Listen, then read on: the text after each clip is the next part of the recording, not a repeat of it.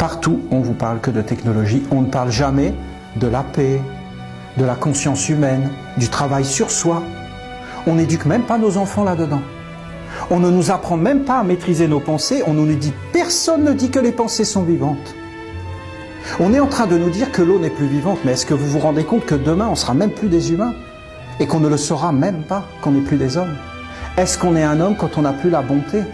Est-ce qu'on est un homme quand on n'a plus l'amour de l'autre? Est-ce qu'on est un homme quand il n'y a plus de famille?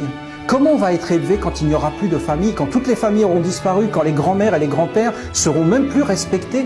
Quand la sagesse ne sera plus là? Que ça ne voudra plus rien dire? Qu'on ne saura même pas qu'est-ce que c'est qu'un sage?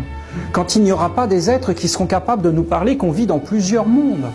Mais qu'est-ce que va devenir le monde quand tout sera éteint? Quand toutes les religions seront mortes? Quand tous les chemins seront fermés? Et qu'on aura devant nous un monde tellement virtuel, vous entendez, qu'on ne saura même plus c'est quoi la différence entre un vrai arbre et un arbre faux. Vous savez qu'aujourd'hui, ils sont en train de pucer tous les animaux.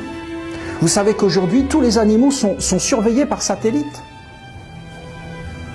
Vous savez qu'ils savent exactement le nombre de baleines qu'il y a dans le monde, qui leur donnent des noms et qui les suivent.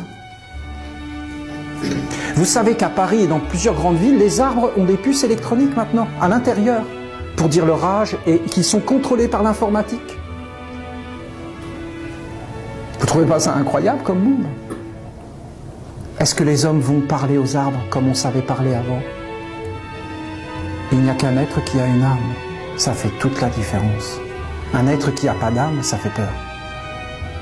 Les animaux ont une âme. Les plantes ont une âme. Si on a une âme, on voit que l'autre a une âme.